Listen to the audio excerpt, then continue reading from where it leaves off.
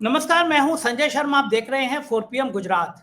गुजरात वाली जो ना करा दे वो कम है। एशिया में सबसे ज्यादा गिरावट रुपए की हो गई। भारत कहां जाके रुकेगा, मैं समझ नहीं पा रहा, सोच नहीं पा रहा। आप सोचे हो तो मुझे जरूर बताइएगा। अभय दुबे जी से रोज बातचीत करता हूं, शानदार बातचीत की है रुपए के गिरने की, बिहार में वोट चोरी के नए खुलासे की और महाराष्ट्र में बेईमानी की। उससे पहले आपसे एक अनुरोध, 4 PM फिल्म्स मेरा नया चैनल है जो बराबर में लोगो दिख रहा है। जाने माने एक्टर परतोष त्रिपाठी ने भी कहा है कि 19 जनवरी को जो मेरी पहली मूवी आ रही है इश्तियाक, वो फ्री में जरूर देखिए। इस चैनल को सब्सक्राइब करके सुनिए क्या कह रहे हैं परतोष जी। हाय, दिस परितोष त्रिपाठी और आप सभी जो फिल्म को प्यार करते हैं, आप सबसे एक बहुत अच्छी खबर मैं शेयर करने वाला हूं। हम सबके लिए बहुत एक्साइटिंग न्यूज़ है, खास करके जो सिनेमा लवर हैं। तो क्या है कि आप किसी फिल्म का पहला लुक देखते हैं और आपको उस दिन से बेचैनी होने लगती है कि ये कब देखने को मिलेगी। ऐसी एक फिल्म है Ishtiyaq. Title Ishtiyaq, starring Ishtiyaq Khan, directed by Pranshu. और ये फिल्म कहाँ आ रही है? ये आ रही है 4 PM चैनल पे। 4 PM संजय शर्मा जी का बड़ा प्यारा चैनल है। 4 PM पे आप देखिए। और कब आ रही है? 19 जनवरी को। तो आप पूरे परिवार के साथ देखिए। इश्तियाक फिल्म का नाम है, स्टारिंग इश्तियाक खान। मजेदार फिल्म है, देखते हैं हम भी देखेंगे 19 को। चलते हैं अब अभय दुबे जी के पास। 4 PM न्यूज नेटवर्क पे बहुत बहुत स्वागत है अभय दुबे जी आपका। क्या बढ़िया खबर आई है, भक्त लोग खुश हो जाएंगे कि किसी चीज में तो हमने नंबर 1 हासिल, स्थान हासिल किया। नंबर 1 हमने हासिल किया रुपए की गिरावट में। आजादी के बाद से रुपए की इतनी बुरी हालत नहीं बनी जितनी अब बन गई। एक रिपोर्ट आई है, कांग्रेस ने कहा है कि अर्थव्यवस्था बर्बाद हो गई है। 2025 में भारतीय रुपया एशिया की सबसे कमजोर करेंसी साबित हुआ। एशियाई देशों के बाकी करेंसी के मुकाबले रुपए ने सबसे ज्यादा गिरावट दर्ज की। डॉलर के मुकाबले 6 रुपया 3 पैसे 6.03% कमजोर हुआ, बल्कि चीन के युआन ने बेहतर प्रदर्शन किया। कमाल कर दिया कि इस हद तक रुपया गिरा, इस हद तक गिरा। मुझे सुषमा स्वराज का, खुद प्रधानमंत्री जी का, जब वो मुख्यमंत्री थे, कहा करते थे रुपया नहीं गिरता, देश के प्रधानमंत्री की साख गिरती है, इस तरह की बड़ी बड़ी बातें करते थे। अब एशिया में सबसे ज्यादा गिरावट रुपया की हुई है डॉलर के मुकाबले में। हम लोग कहां पहुंच गए? तो इस पे खुश होना चाहिए, इसमें दुखी होना चाहिए? ये आपने अच्छा सवाल पूछा, इस पे नहीं नहीं, खुश एक होना सेकंड एक चाहिए। सेकंड एक सेकंड और। जी। सुधीर चौधरी ने कहा था कि जब रुपया डॉलर बढ़ता है, रुपया गिरता है, तो इससे भारतीयों के लिए फायदा होता है। तो मैंने उन्हीं की बात कोट करते हुए पूछा कि खुश होना चाहिए, दुखी होना चाहिए? देखिए, सुधीर चौधरी का तो जिक्र आप कम से कम मेरे कार्यक्रम में ना किया करें।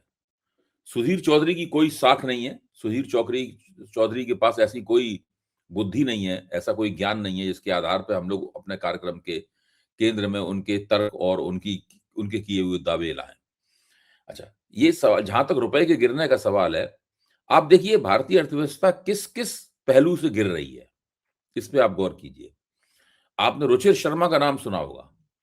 रुचिर शर्मा दुनिया के बहुत बड़े इन्वेस्टमेंट बैंकर हैं और उभरते हुए जो बाजार हैं, यानी से भारत एक उभरता हुआ बाजार है या कोई और देश भी उभरता, एक जमाने में बांग्लादेश भी उभरता हुआ बाजार था जब टेक्सटाइल सेक्टर बांग्लादेश का बूम कर रहा था।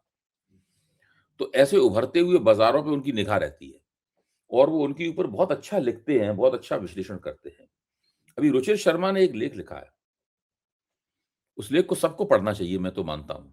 वो कोई विदेशी एजेंट नहीं है रुचिर शर्मा, भारत में भी बड़े लोकप्रिय हैं, अंतर्राष्ट्रीय स्तर पर भी उनकी लिखी हुई बातें बहुत ध्यान से पढ़ी जाती हैं, किताबें भी लिखी हैं उन्होंने, और बहुत अमीर आदमी है, इन्वेस्टमेंट बैंकर है। रुचिर शर्मा का कहना है कि भारत सरकार ने जो 8% वृद्धि दर, विकास दर नहीं, सही शब्द है वृद्धि दर, ग्रोथ रेट का सही शब्द है वृद्धि दर, जो अर्थव्यवस्था की वृद्धि दर जीडीपी की 8% बताई है, उससे दुनिया में कोई प्रभावित नहीं है। जिस देश की विकास दर, जिस देश की वृद्धि दर 8% होती है, वहां पर डायरेक्ट फॉरेन इन्वेस्टमेंट करने वालों की लाइन लग जाती है। जिस देश की विकास दर 8% के आसपास होती है, उसके उसके स्टॉक मार्केट में खरीदारी करने वाले विदेशी संस्थागत निवेशकों की, फॉरेन इंस्टीट्यूशनल इन्वेस्टर्स की लाइन लग जाती है। जिस देश की वृद्धि दर 8% के आसपास होती है, उस देश के अपने पूंजीपति भरपूर अपनी तिजोरियों से पैसा निकालकर अर्थव्यवस्था में निवेश कर रहे होते हैं। जिस देश की वृद्धि दर 8% के आसपास होती है, उस देश में थोड़ा बहुत पढ़ा लिखा आदमी होता है, उसको भी लाभकारी रोजगार मिल जाता है। जो ज्यादा पढ़ा लिखा है, जो आईआईटी से आया है या जो किसी मैनेजमेंट इंस्टीट्यूट से आया है, उसकी तो कहना ही क्या, उसको तो करोड़ों का पैकेज मिलता है। भारत की स्थिति क्या है? 2024 में आईआईटी से पढ़े हुए, आईआईटी से पास किए हुए, उसमें से 38% लोगों को कोई प्लेसमेंट नहीं मिला। आप सोचिए, मैं साधारण ग्रेजुएट की बात नहीं कर रहा हूं। साधारण ग्रेजुएट तो भारत में अनएम्प्लॉयबल है। उसको तो वो उसको उसको बाजार की ताकतें मानती हैं कि इसके अंदर कोई योग्यता नहीं है, तो उसको तो वो नौकरी देती नहीं है। जो आईआईटी से पढ़ा हुआ है, उसमें 38% लोगों को 2024 में कोई प्लेसमेंट प्राप्त नहीं हुआ। आप इससे अंदाज लगाइए। भारत में जो एफडीआई है, वो एफडीआई और जीडीपी का जो प्रतिशत है, यानी जीडीएफई की जो जीपीडी की ग्रोथ रेट का और एफडीआई का प्रतिशत है, वो जानते हो कितना है? 0.5 से नीचे, यानी लगभग शून्य। भारत में फॉरेन डायरेक्ट इन्वेस्टमेंट, प्रत्यक्ष विदेशी निवेश तकरीबन 0 की स्थिति में पहुंच गया है। और जो भारत के अपने पूंजीपति हैं, भारत का अपना कारपोरेट क्षेत्र है, इसको सरकार बड़ी रियायतें देती है, बड़ी सब्सिडी देती है, उसके कर्ज भी लाखों लाखों करोड़ों रुपए के माफ करती रहती है। वो केवल उन क्षेत्रों में पैसा लगाता है जिन क्षेत्रों से उसे सीधे सीधे मुनाफा मिलने की उम्मीद है, जैसे कि आईटी सेक्टर, बस। बाकी या ऑटोमोबाइल सेक्टर, बाकी किसी भी क्षेत्र में वो कोई पैसा नहीं लगाता। जो बात मैं कह रहा हूं, उसका लबोलबाब ये है कि भारत की जो 8% ग्रोथ दिखाई जा रही है, 8% वृद्धि दर दिखाई जा रही है, वो भारत के गोदी मीडिया में जो बल्ले बल्ले हो रही है, उसको छोड़कर दुनिया में कोई भी व्यक्ति उसके ऊपर यकीन करने के लिए तैयार नहीं है। भारत में जो पैसे वाले समृद्ध आदमी हैं, मैं बहुत ज्यादा अमीर लोगों की बात नहीं कर रहा हूं, इनके पास थोड़ा बहुत भी पैसा है, वो सब इस फिराक में है कि कैसे देश छोड़ के चले जाएं। पिछले दशक में भारत के इतिहास में जितने लोग देश छोड़ के गए हैं, सबसे ज्यादा देश छोड़ के पिछले दशक में लोग गए। ये स्थिति है। तो भारतीय अर्थव्यवस्था बहुत बुरी हालत में है। अब ये सुधीर चौधरी, ये चिंटू टाइप के लोग जो हैं, मैं चिंटू कहता हूं, ये चिंटू टाइप के लोग जो हैं, इनके बारे में आप बात छोड़ दीजिए कहना। ये क्या कह रहे हैं? इनके पास क्या विशेषज्ञता है ये बताने की भारतीय अर्थव्यवस्था में क्या हो रहा है? इनके पास कुछ भी नहीं है। प्रोफेसर अरुण कुमार का कहना है कि भारत सरकार जितना जीडीपी ग्रोथ रेट बताती है, सबसे पहले इसमें 2 से 3% या माइनस कर दीजिए। अगर ये 8% बता रही है, तो आप मानिए कि ये 5 से 6% के बीच में है, इससे ऊपर नहीं है। तो ये जो पूरी दावेदारियां हैं, ये दावेदारियां पूरी तरीके से संदिग्ध हैं। और ये बात, इसका सबसे बड़ा प्रमाण ये है कि भारत में एफडीआई नहीं आ रहा। इसका दूसरा सबसे बड़ा प्रमाण ये है कि भारत की अपनी कारपोरेट सेक्टर है, वो कोई निवेश नहीं कर रहा। इसका तीसरा सबसे बड़ा प्रमाण ये है कि भारत में बड़े पैमाने पर बेरोजगारी है। जो बहुत ज्यादा उच्चतर प्रशिक्षण प्राप्त लोग हैं, जो एमबीए हैं, जो इंजीनियर हैं, आईआईटी के इंजीनियर हैं, उनमें से भी बहुतों को नौकरी नहीं मिल रही है।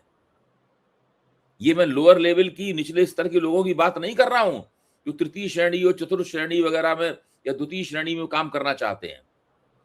उन लोगों की बात कर रहा हूं कि जब भारतीय अर्थव्यवस्था बूम करेगी, तो उन लोगों को करोड़ों, लाखों करोड़ों के पैकेज प्राप्त होंगे। 50 लाख से लेकर 1.5-2 करोड़ के पैकेज प्राप्त होंगे। उन लोगों को भी भारत में नौकरी नसीब नहीं है।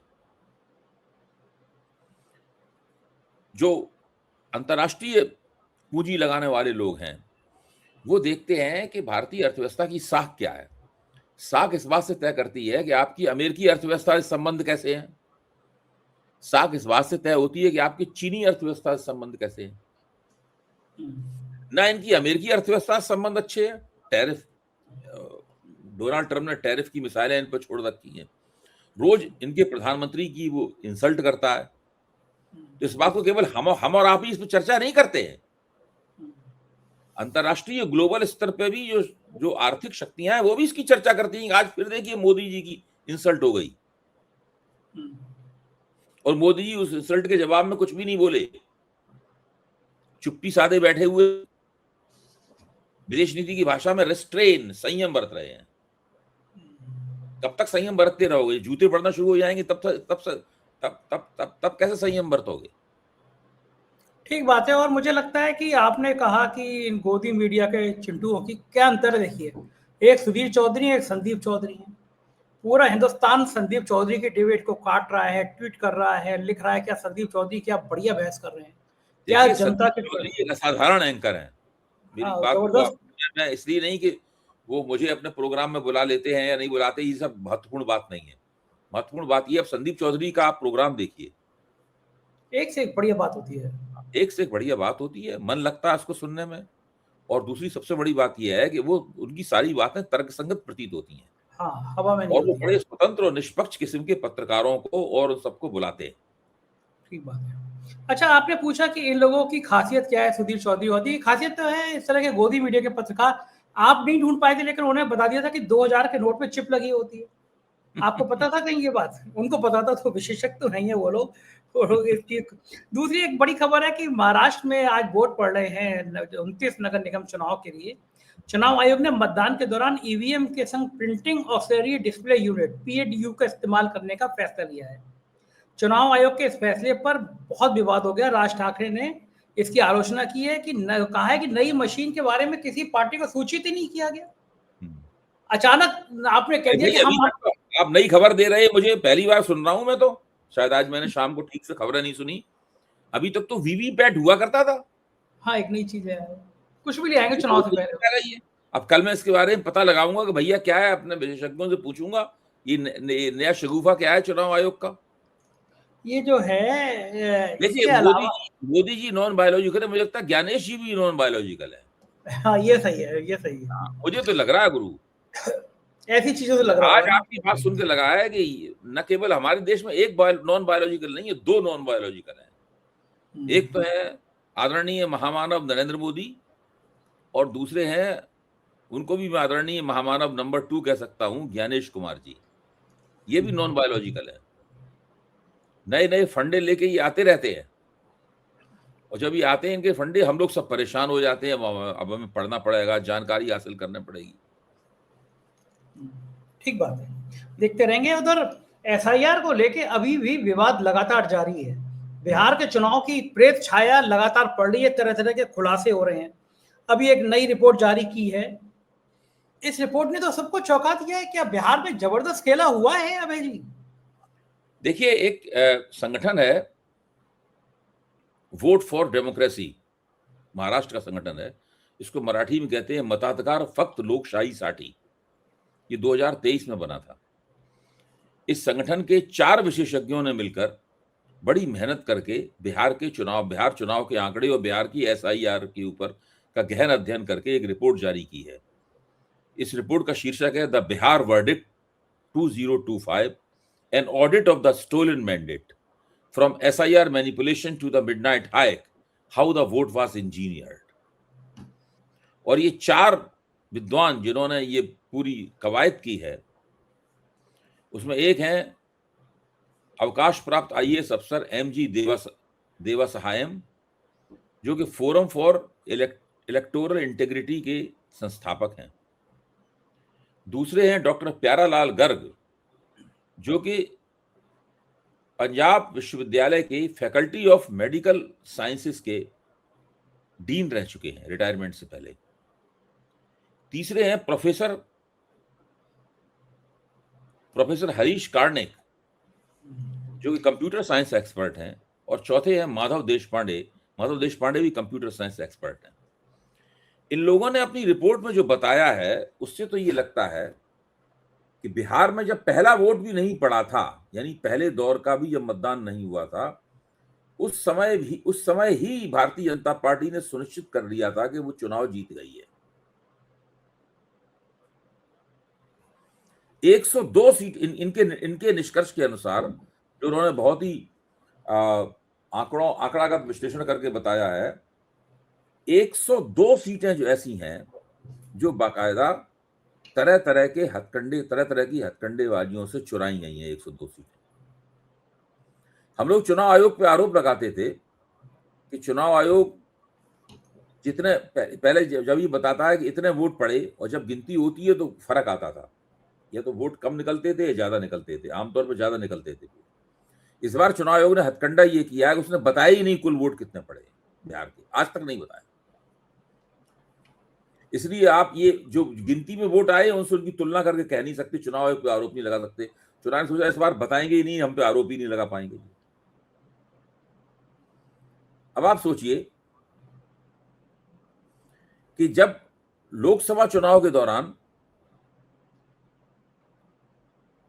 बिहार में 77,000 बूथ थे और उस वक्त वोटों की संख्या थी 7,72,00,000 लोकसभा चुनाव के दौरान, तब 77,000 बूथ बनाकर चुनाव कराए गए थे। इस रिपोर्ट के मुताबिक विधानसभा में वोटों की संख्या घट गई और 7,41,00,000 वोट हो गए। लेकिन चुनाव आयोग ने सोचा कि बूथ कम है, हालांकि वोटों की संख्या कम हो गई थी, बूथ कम है, इसलिए उन्होंने 77,000 बूथों से बढ़ाकर बूथ 90,740 कर दिए, यानी 13,000 से ज्यादा बूथ बढ़ा दिए गए। और हर बूथ पे आमतौर पे एक बूथ पे 900 से 1,000 वोट होते हैं। इस बार उन्होंने 800 से लेके 850 के बीच में के औसत से बूथ बनाए उन्होंने। और ये 13,000 जो नए बूथ बढ़ाए गए, ये उन जगहों पे नहीं बढ़ाए गए जो इंटीरियर में थे या दुर्गम क्षेत्र में थे, पहाड़ और जंगलों में थे, वहां नहीं बढ़ाए गए। उन इलाकों में बढ़ाए गए जो कि आसानी से जहां पहुंचा जा सकता था, नए बूथ वहां बढ़ाए गए। अच्छा, अब आप देखिए एक दूसरा पहलू जो जानने की बहुत जरूरत है, वो ये है कि मैंने एक आंकड़ा नोट किया है कहीं, ये रिपोर्ट बहुत, हाँ, आंकड़ा नोट किया है कि एनडीए के पास जो बूथ लेवल एजेंट थे वो थे 91,000 और महागठबंधन के पास बूथ लेवल एजेंट थे, वो बीएलए थे 67,000। यानी दोनों एनडीए और महागठबंधन के बीच का जो बूथ लेवल एजेंट का फासला काफी काफी काफी था। तो ये 13,000 जो बूथ बढ़ाए गए, उनके ऊपर जो 800 से लेकर 950 वोट बढ़ाए गए, इससे आप सीधे सीधे इसमें गुणा कर दें अगर इसका 13,000 में, तो 1 करोड़ से ज्यादा वोट इन 13,000 बढ़े हुए बूथों में पड़े। इन 13,000 बढ़े हुए बूथों में इस बात की पूरी संभावना है कि विपक्ष के पोलिंग एजेंट थे ही नहीं। 90,000 से ज्यादा बूथ, जो 90,740 जो बूथ थे, उनमें 1,55,000 पोलिंग एजेंट थे, यानी एक बूथ पे केवल 1.5 पोलिंग एजेंट था। गजब। हाँ, आप समझ सकते हैं कि इस तरीके से पूरे बहुत कई तरीकों से बिहार में चुनाव के अंदर एक प्रपंच किया गया और वोटों को चुराया गया बिहार में।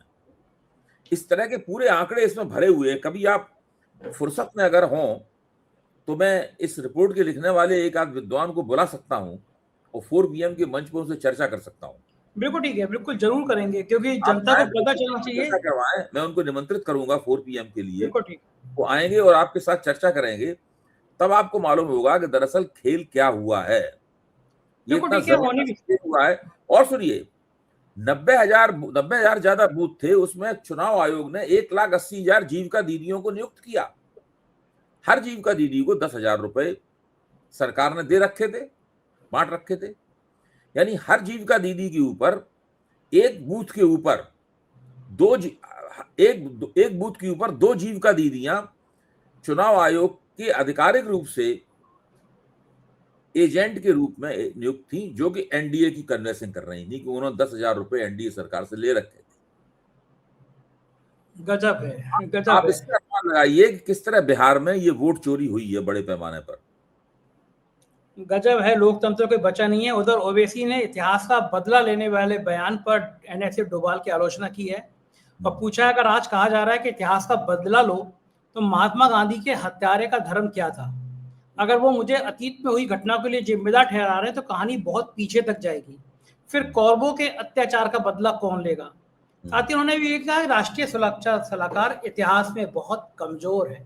डोभाल साहब को ये पड़ी क्या थी कि आ बैल मुझे मार, उनका जो काम है वो तो कर नहीं पा रहे। वो पहलगांव से लेके पुलवामा तक क्या हो गया देश में उन्हें कुछ पता नहीं रहता। वो अपने ऊपर पिक्चर बनवाने में और इस तरह की कहानियां बनाने में बिजी रहते हैं।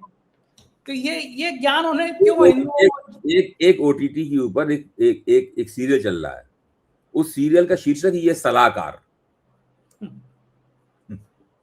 और ये जो है राष्ट्रीय सुरक्षा सलाहकार है डोभाल साहब।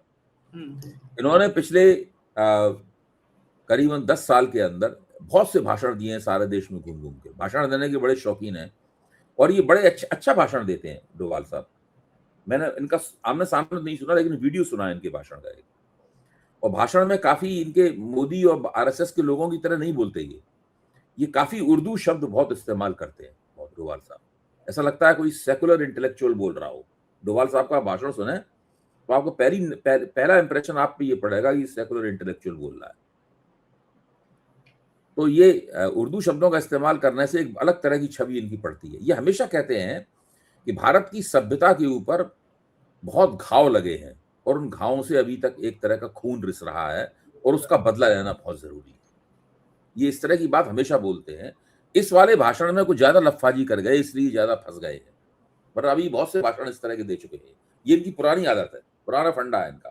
ठीक बात है। और देश में इस तरह की नफरत की बात जो फैला दे, जो कर दे, उसके बल्ले बल्ले रहती है। बहुत बहुत शुक्रिया अभय जी, आपने मुझसे बातचीत की, समय दिया। Thank you sir. ये तो अभय दुबे जी, पूरी बातचीत आपने सुनी। कैसी लगी बातचीत बताएगा जरूर। 4PM गुजरात को सब्सक्राइब करना ना भूलें। शुक्रिया, थैंक यू।